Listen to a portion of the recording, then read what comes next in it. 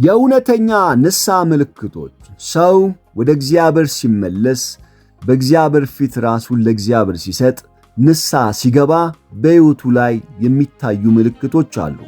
መጥምቁ ዮሐንስ ለንስሐ ፍሬ አድርጉ ብሎ ካዘዛቸው በኋላ ሕዝቡ ቀራጮቹና ወታደሮቹ ታዲያ ምን እናድርግ ብለው ሲጠይቁት እንደየሁኔታቸው ትእዛዝ ሰጣቸው። ንስሐ የገባ ሰው ንስሐው እውነተኛ መሆኑን ቢያንስ 3 ምልክቶች እንደየሁኔታው በሕይወቱ ላይ ይታያሉ። እነዚህን የእውነተኛ ንስሐ ምልክቶች ከማየታችን በፊት በቅን ልቦ ሰብስክራይብ፣ ሼር፣ ላይክ አድርገው ይጀምሩ። ሰው ንስሐ ሲገባ እውነተኛውን መጽሐፍ ቅዱስ በመጠኑ ማስተዋል ይጀምራልና ወደ እግዚአብሔር በመመለስ በአዲስ ሁኔታ እንደሚኖር፣ በአዲስ መንገድ እንደሚራመድ፣ ለእግዚአብሔር እንደሚታዘዝና አዲስ ተስፋና መረሻ እንዳለው ያስተውላል። የፊተኛውን ሁኔታ ኃጢአት ይጠላል። በሰው ላይ በሠራው ነገር ያዝናል። በእግዚአብሔር ሐሳብ ለመኖር ይነሳሳል። እውነተኛ ንስሐ ምልክቶች ምንድን ናቸው? ቀጥለን እንመልከት። አንደኛ፣ በኃጢአት ላይ አዲስ አመለካከት ይኖረዋል። ንስሐ ከመግባቱ በፊት ኃጢአት ማድረግ የደስታ ምንጭ አድርጎ ይመለከት ነበር። ነገር ግን ንስሐ ሲገባ ስለ ሠራው ኃጢአት ያዝናል። ኃጢአት እንደገና እንዳይሠራ ጥረት ያደርጋል። ንስሐ ከመግባቱ በፊት በጠቅላላ ሕይወቱ ኃጢአት እንደነበረበት ስለሚያስተውል በሚያደርገው ሁሉ ለውጥ እንደሚያስፈልገው ይረዳል። አንዳንድ ነገሮችን መተውና አዳዲስ ነገሮችን ማድረግ እንደሚገባው ያውቃል። ትላንት ያጠፋውን ነገር ለመመለስ ጥረት ያደርጋል። ለምሳሌ ዘኬዎስ ንስሐ በገባ ጊዜ ያደረገው ለዚህ ጥሩ ማሳያ ነው። ዘኬዎስም ቆሞ ጌታ ሆይ ካለኝ ሁሉ እኩሌታውን ለድሆች እሰጣለሁ፣ ማንንም በሐሰት ከስሼ እንደሆነ 4 እጥፍ እመልሳለሁ አለ። ሉቃስ 19 ቁጥር 9። ንስሐ የገባ ሰው የልቡ ሁኔታ ይታደሳል። የትላንቱን ይጠላል። አዲሱን የእግዚአብሔርን ሐሳብ ለማድረግ ልቡ ይነሳሳል።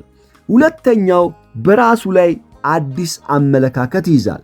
ሰው ንስሐ ሲገባ አስቀድሞ በራሱ በመኩራራትና ራሱን ከፍ ከፍ በማድረግ ይኖራል። ከንስሐ በኋላ ግን የተሰበረ መንፈስና የተዋረደ ልብ ሊኖረው ይጀምራል። ራሱን ይክዳል። መስቀሉን ዕለት ዕለት ተሸክሞ ክርስቶስን ይከተላል። እግዚአብሔርን የሚያስደስት ነገር ለማድረግ ከፍተኛ ፍላጎት ይኖረዋል። መንፈሳዊ ሕይወቱ አብዝቶ ይራባል። ጸሎት ስፍራ አይጠፋም። በየቀኑ የእግዚአብሔርን ቃል ለማንበብ ጥረት ያደርጋል። ያለ እግዚአብሔር መኖር እንደማይችል ስለሚረዳ እግዚአብሔርን አጥብቆ ይፈልጋል። ሦስተኛው፣ በእግዚአብሔር ላይ አዲስ አመለካከትን ይይዛል። ትላንት እግዚአብሔር ከእርሱ ሕይወት የራቀ ስለ እርሱ ግድ የሌለው አድርጎ ነው የሚያስበው። ከንስሐ በኋላ ግን እግዚአብሔር እንደሚወደው ቅርቡ እንደሆነ ይረዳል። የሚያስደስተው ወሬ ስለ እግዚአብሔር፣ ስለ መጽሐፍ ቅዱስ ይሆናል። ላገኘው ሰው ሁሉ የክርስቶስን አዳኝነት ሰብቆ አይጠግብም። በጌታ እጅግ ደስ ይሏል። የእግዚአብሔርን ድምፅ ይናፍቃል። ፍቅሩን ይረዳል። የጌታን አዳኝነት፣ ዘላለማዊ ፍቅሩን፣ ሰውን መውደዱን ይገነዘባል። ትላንት ለእርሱ እግዚአብሔር የማይናገረው የማያየው አድርጎ ነው የሚያስበው። ከንስሐ በኋላ ግን አጠገቡ እንደሆነ ይረዳል። ሁሉንም እንደሚያይ ይገነዘባል። ክፉ መንገዱን ይተዋል። በልቡ ወደ እግዚአብሔር ይመለሳል። እግዚአብሔርን ለማስደሰት ትላንት ያስቀየማቸውን ሰዎች ይቅርታ ይጠይቃል። ሊክሳቸውም ይፈልጋል። ነገሩን ሁሉ የሚያየው ከእግዚአብሔር አንጻር ነው። ዓላማውና ምኞቱ እግዚአብሔርን ደስ ማሰኘት ነው። እግዚአብሔር ጋር ጸልዮ አይጠግብም።